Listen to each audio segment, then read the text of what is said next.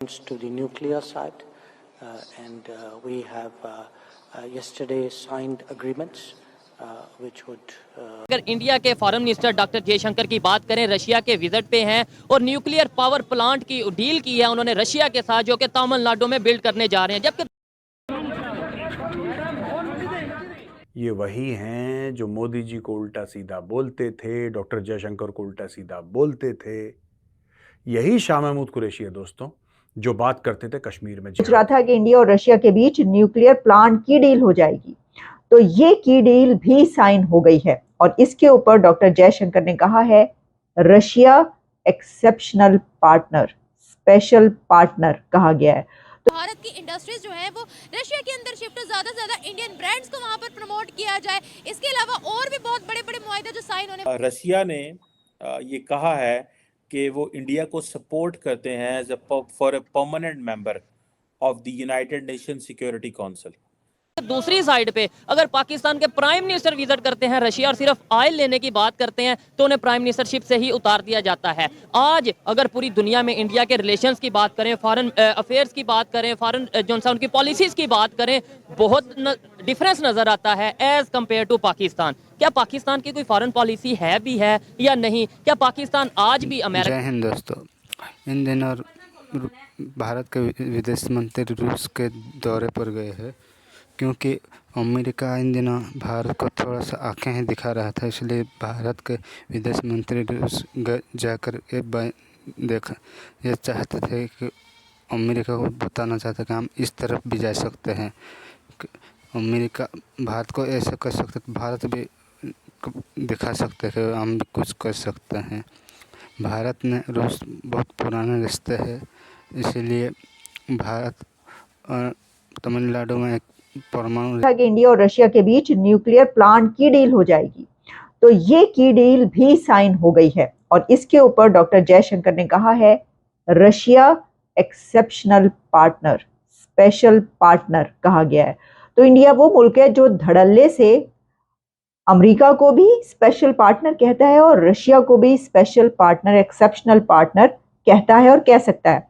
کسی اور کی ایسی اتنی وہ مجالیں نہیں ہوتی کہ جہاں پر اتنے کھل کے کرے یا بات کی جائے. دیکھیے پاکستان میں جب یہ بات کی جاتی ہے کہ کس کا ساتھ دیں، کبھی کسی کی طرف ٹلٹ رہا، ڈیکیڈز تک جو ہے وہ امریکہ کے ساتھ رہے، ایڈز لیتے رہے، پیسہ آتا رہا، جنگیں لڑتے رہے، ملک توڑتے رہے ان کے لیے، لیکن اچانک سے ہمیں پتہ چل بھائی یہ تو غلط ہو گیا، یہ تو بڑا بڑا غلط ہو گیا، بھائی کیا ہو گیا، یہ کیا ہو گیا. تو اس کے بعد ہم نے کہا نہیں، اب ایسا کرو، اب اس سے ہٹ کے جو اب ہم نے دوسری طرف جانا، پھر ہم چائنا کے آگے لیٹ گئے، اور پھر ہم نے کہا چلو جی اب ہم چائنا کے غلام ہیں اور وٹ ایور. تو وہ ملک کے جو انڈیپینڈنٹ رہے، اپنی انڈیپینڈنٹ پالیسیز بنائے، وہ ہمیں انڈیا نظر آتا ہے. انڈیا، مودی صاحب جب امریکہ آتے ہیں تو ہاتھوں ہاتھ لیا جاتا ہے اور کہا جاتا ہے کہ یو آر ویری پاپولر اور we need your autograph president کی طرف سے. اور جب آسٹریلیا جاتے ہیں تو کہا جاتا ہے یو آر دی باس.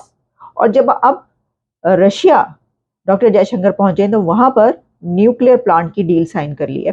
تو میں آپ کے سامنے رکھتی ہوں جناب کہ یہ کیا ہے سلسلہ. اس میں جو ہے وہ یہ کہا گیا ہے، بلکہ میں آپ کو خود کیا بتاؤں گی، ہم ذرا بات سن لیتے ہیں کہ ڈاکٹر جے شنکر جو ہے یہ کیا فرما رہے ہیں. India and China, India and USA, you will actually see over a period of time, there are good periods, there are sometimes not so good periods, there are difficulties, there are stresses, and there are very, very also good memories and great achievements. To me, what is actually exceptional about India-Russia relations is from the early 50s, it actually for 70, 80 odd years, and there have been big changes in this period. You know, this was a period when actually the Soviet Union became Russian Federation among other countries. When actually big changes have happened in world politics, when Russia has actually transformed, India has grown, and yet if there is one constant actually in world politics, it has actually been the relationship with India-Russia. So everywhere else, actually, you get the question when you look at any relationship. So, of course, a very special partner in a few areas. I think defense is particularly notable. I think all of you know that. Nuclear is another. Today, in the presence, in my presence and that of Deputy Prime Minister Manturo, we signed some very important agreements pertaining to the future units of the Kudankulam project, nuclear project. कुदनकुलम project Tamil Nadu में ये जो बात की जा रही है, इसके मुतालिक उन्होंने बताया है कि ये डील की है और बहुत ही इम्पोर्टेंट ये डील साइन की गई है, और उसमें जो सेरेमनी हुई है उसके बीच ये डील साइन हुई इंडिया और रशिया के बीच। और इसमें देखिए, मुझे याद पड़ा है कि ये जो न्यूक्लियर डील की बात है, ये चाइना और पाकिस्तान के बीच भी कुछ अर्सा पहले 2 से 3 या 4 साल पहले। देखें जी, इन दोनों चीज़ों का आपस में कोई ज़ाहिर है कनेक्शन नहीं है। आप अपना काम कर रहे हैं, इंडिया वाले अपना काम कर रहे हैं, जिसका काम उसी को साजे।